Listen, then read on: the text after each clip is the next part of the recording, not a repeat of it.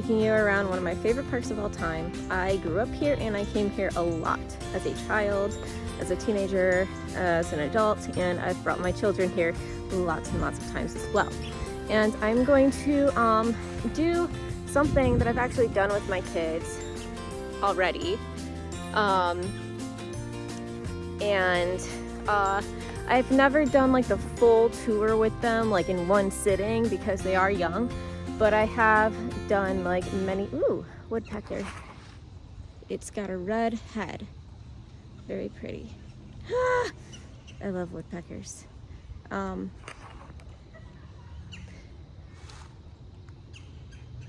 Anyway, so I'm gonna take you around the same way that I have with my kids. Ooh, there's two woodpeckers. Take you around the same way that I would with my kids, talk about the historical sites of this place. I love history, love history. There's many things that I love, and history is one of them. So I am going to show you around the park where the historical sites are, and it's a beautiful park. There's lots to do here, lots of trails and great playground equipment as well. So I'm gonna go ahead and start you guys off at site number 1, Horse Stables / Visitor Center. Constructed in 1936, today's Met's Visitor Center was the first building erected on the former estate of Champion Sparkplug Company co-founder R.A. Stranahan. This building served as the family's horse stables and included a blacksmith shop. Above the stables, a horse trainer and his family lived in an apartment now used as staff offices. Look for the original stable doors. They were split in half to provide fresh air to the stalls. Stop by the Window on Wildlife exhibit to see how Metroparks altered the building to provide natural educational opportunities all seasons of the year. As you walk the trails today, imagine traversing them by horseback, as the Stranahans once did.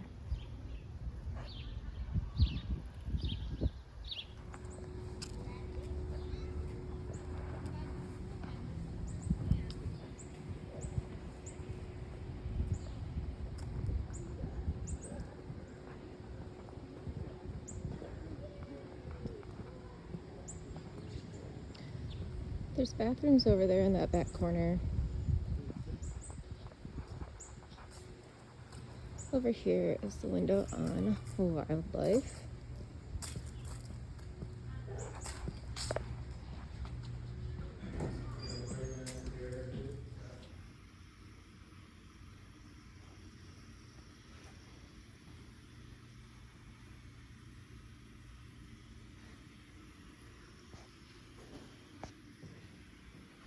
It was very busy in the Window on Wildlife, so maybe hit that another time. So we're gonna go back in here, and I might as well just start you off with the map.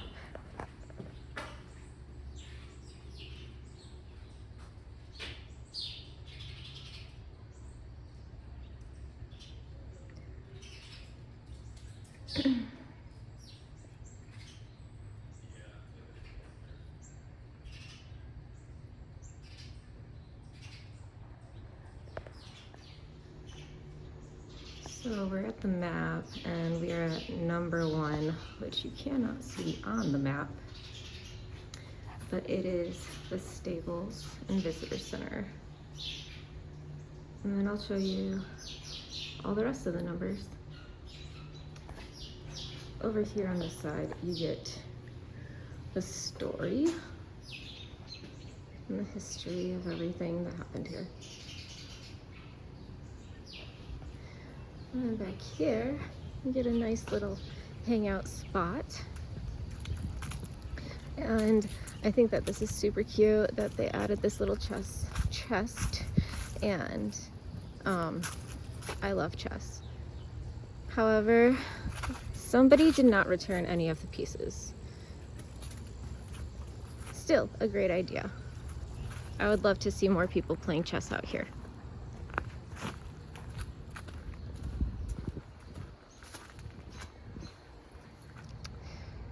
here is a map of all of the trails.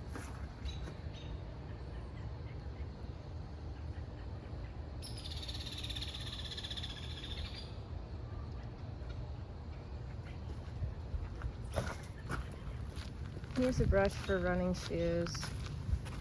Here's jam.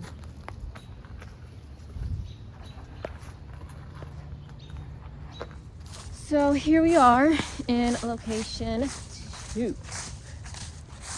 This opening over in this area is number 2. And that is the ballroom riding arena.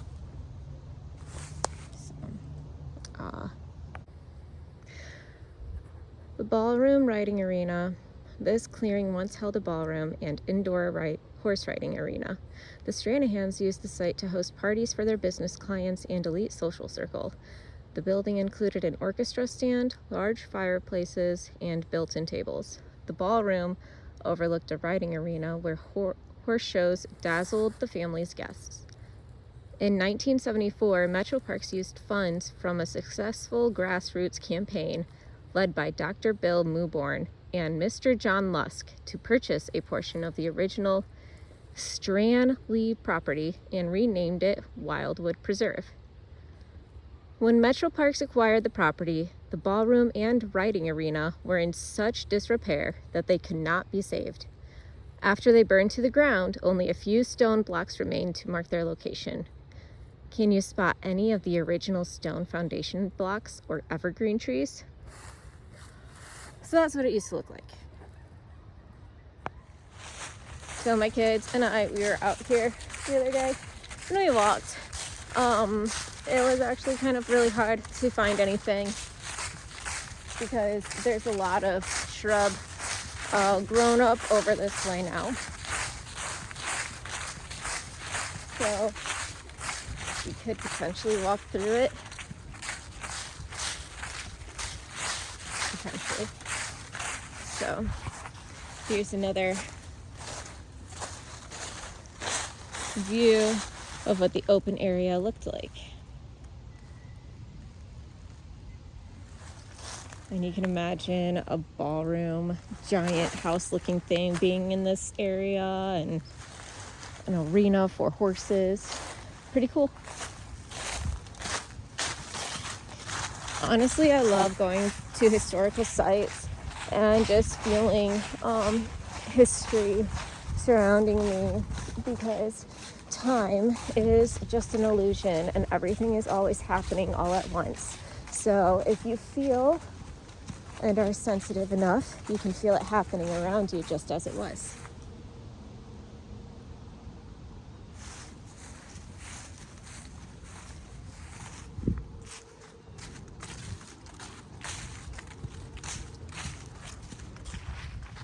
I'm now going to take you to number 3. We're still walking through the area where the ballroom was. I just walked away from that overlook of the ravine.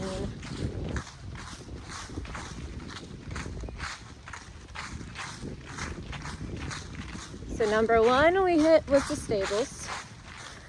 Number 2 was the ballroom / riding arena. And now on to number 3, the tennis courts, which doesn't look much like a tennis court anymore. And we're gonna have to cross over this bridge that there's people on, so I'm gonna stop recording because, yeah. So here's another view of the ballroom / riding arena.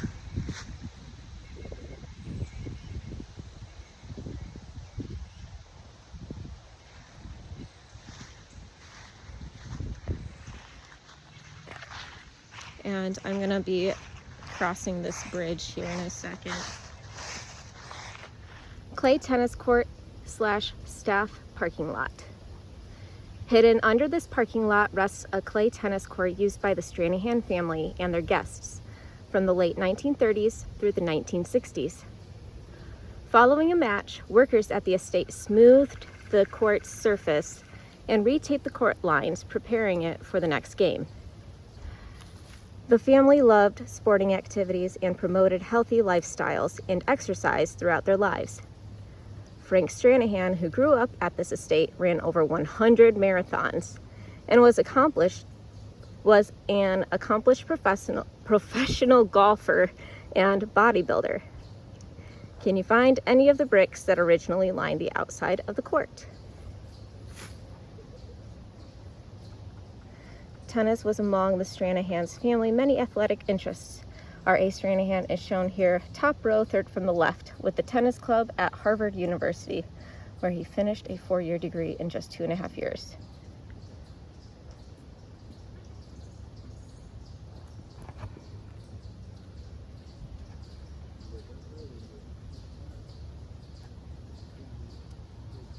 The backside of the manor house.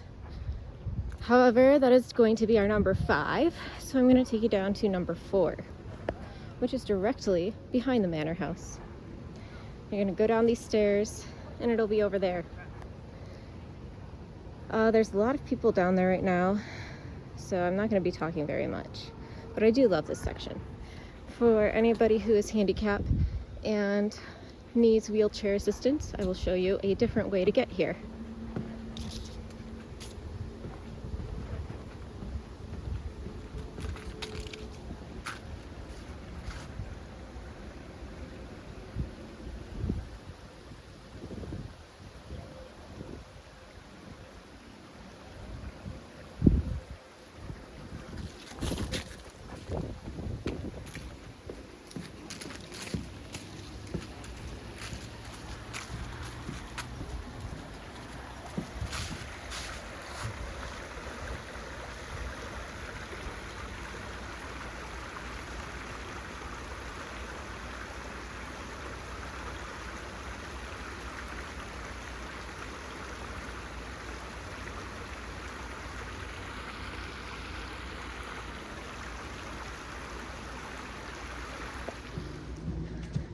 So that was one way to get to number 4, which is directly behind the manor house.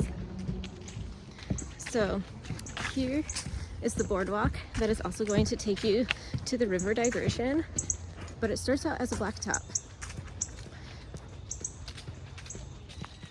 So I'm coming to the entrance of this trail. No bikers are allowed on this trail. However, this is the route to take to the river diversion if you are handicapped or wheelchair bound or just don't want to take the stairs. I don't know what that is for. So anyway, this is what it looks like. And now I am going to go towards the manor house. So that's the trail that I was just on.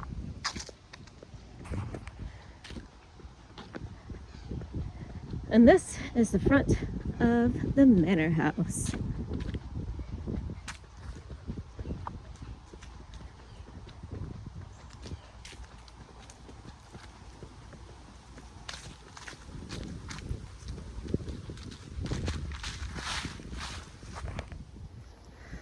This beautiful but imposing Georgian colonial-style mansion was constructed for R.A. and Paige Stranahan during the heart of the Great Depression.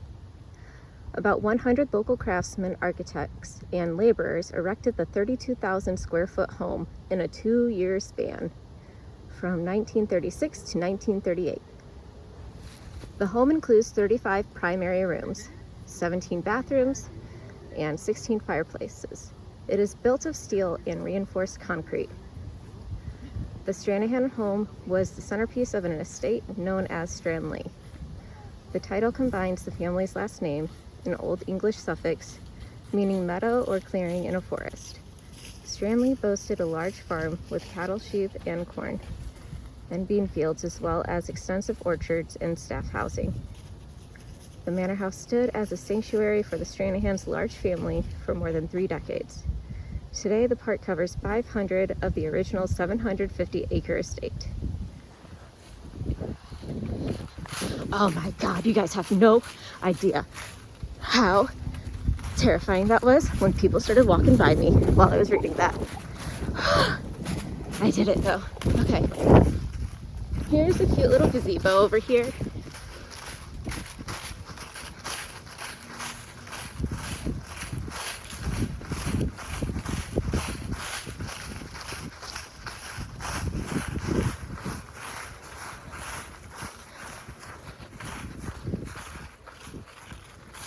Dude, fall is so pretty.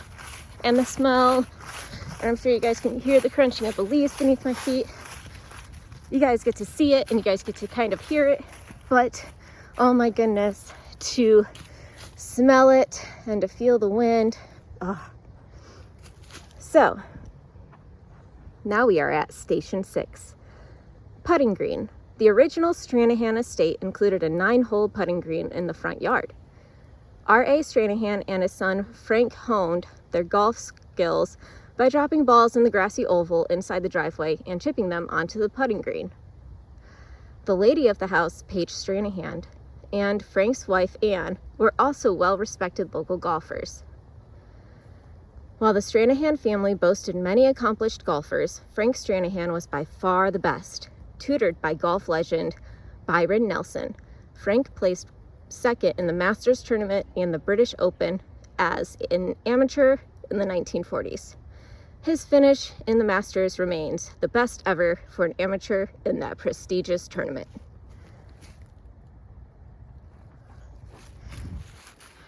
Here it is.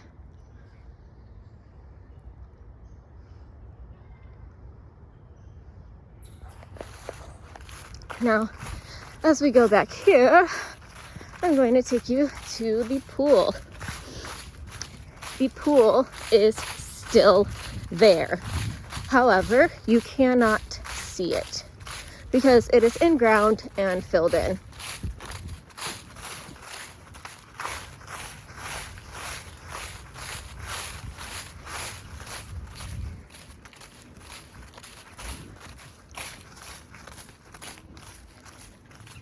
If you are looking for bathrooms while in this area of the park, you can find them in these luxurious white cabanas that were once used for kitchenettes, bathrooms as well, shower houses, and yeah, I guess that was kind of it-ish. Here they are. The cabanas that was used for the pool. And right now, I am walking on the pool. Woo! Cool. So I'm gonna take you over to the sign.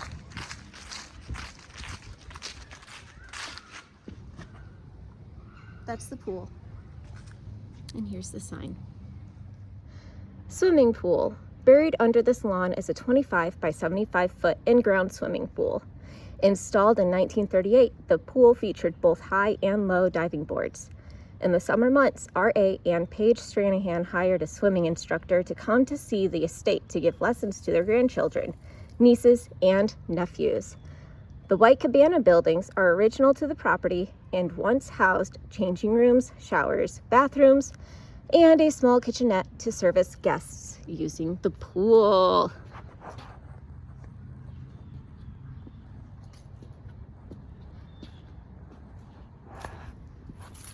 And now we are going to go into the garden. But I'm not going to go the back way. But that is another way to get in there. That is wheelchair access. However, there's still some small steps in there. So you're going to need a little bit of help with people who have a little extra body strength.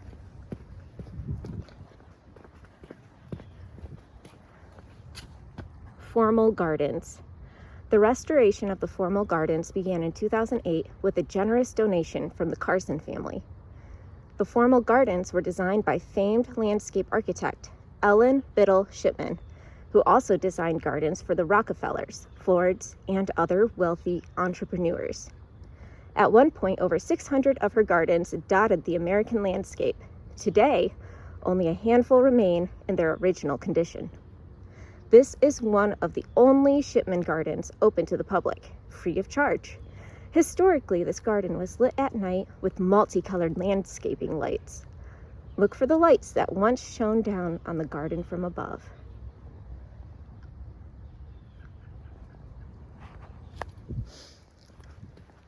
I'll take you through the main entrance of the garden. If it's open, it is. Good.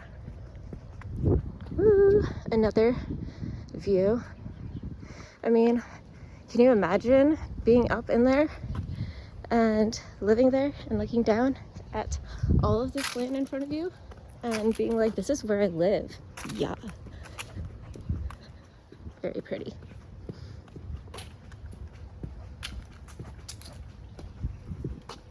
So here we go. Ew, it's like walking into the secret garden. Do you guys remember that? I love that movie / book. More people should read it and see it. Well, read the book and see the movie. My kids love catching tadpoles from here. And sometimes there's fish, but they took the fish out because it's getting cold.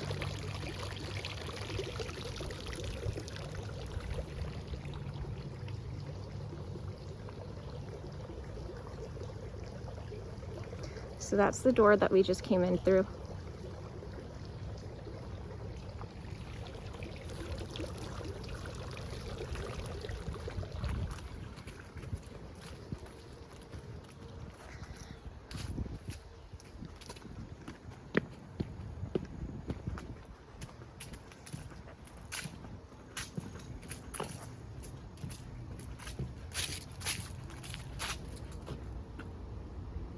This fountain spoke to me as a kid. Like, I don't really know what it was, but I was entranced by it.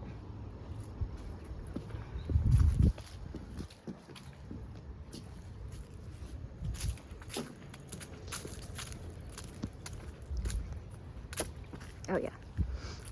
So basically somewhat symmetrical. And this is what I was talking about as far as handicap or wheelchair assistance. So this is the path that you can come up from the cabanas. However, there's still some steps that you're going to need help with getting up and down over this section.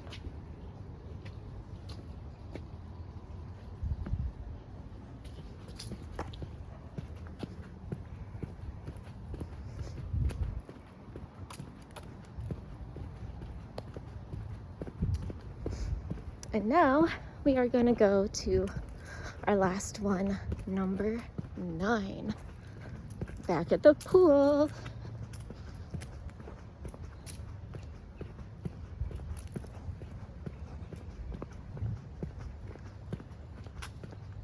I like this balcony section too. It's very nice.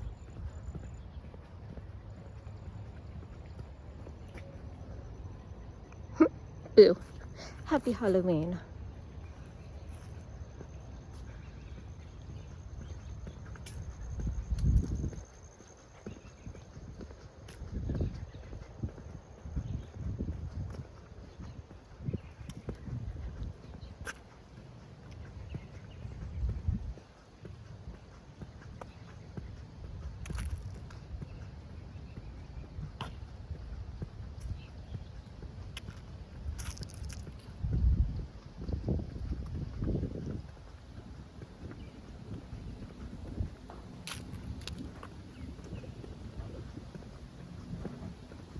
And once again, back there is going to be where the tennis court once was, and the bridge to go across and over by where the ballroom used to be. So we are going to go this way to number 9. I'm walking to number 9. You can see the manor house in the background and the tennis court over in that area.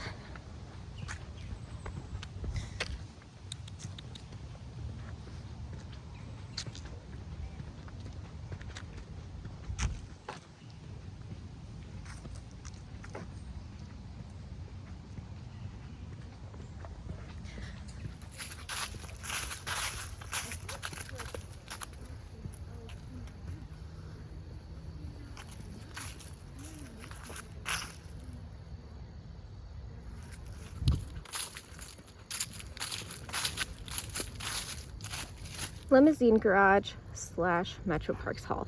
After making their fortune in the automotive industry, the Stranahan family enjoyed traveling in style.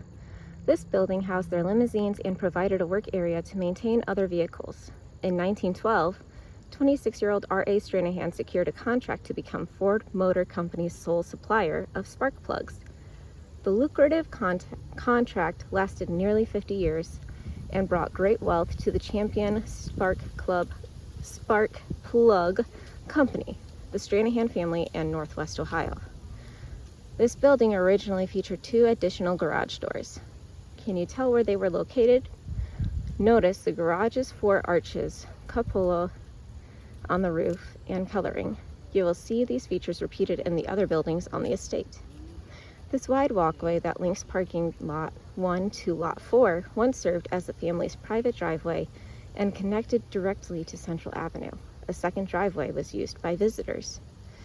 A gatehouse sat at each entrance, and both houses can still be found on Central Avenue today. Limousine garage.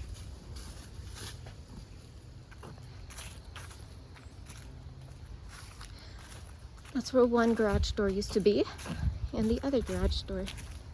They now do model trains in here. So pretty. And if you were to go to the left, that will take you to the Manor house. That way is to the Manor house. And to the right is their private driveway that they drove to come here from Central Avenue. Cool.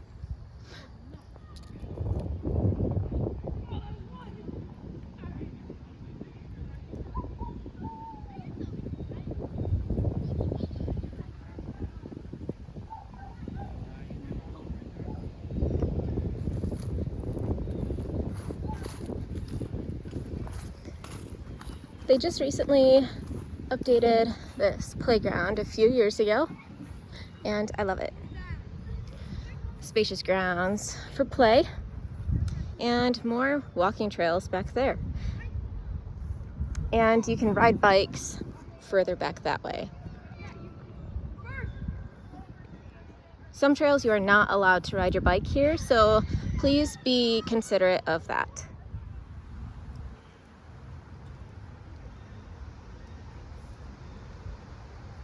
So I'm on the opposite side of Wildwood. That right there was a fit park, so like you can exercise there. So that's more for like teenagers and adults. And then there's gonna be more walking trails over here. Some people have had like wedding receptions and that. And then straight ahead is a schoolhouse. Here's from this side of the park.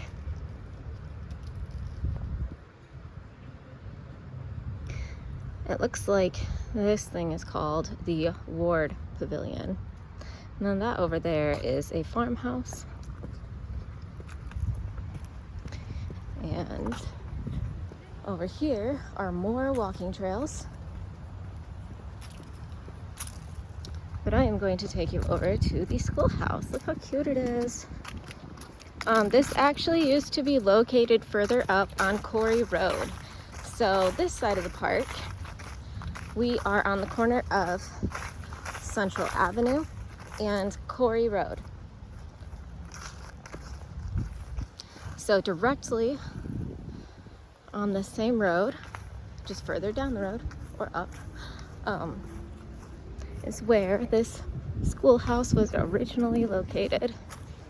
And I really do love when history is able to be preserved, so that way we can enjoy it. There we go. So you can see in there, it's like I'm in Anne of Green Gables. I love that movie and those books. Anne of Green Gables, Anne Shirley is one of my favorite characters of all time. So that was a tour of the Manor House grounds at Wildwood Metropark. There's 2 playgrounds here and many, many, many walking trails. So there's plenty to do here for the whole family and nice relaxing spots to sit and enjoy the fresh air and nature.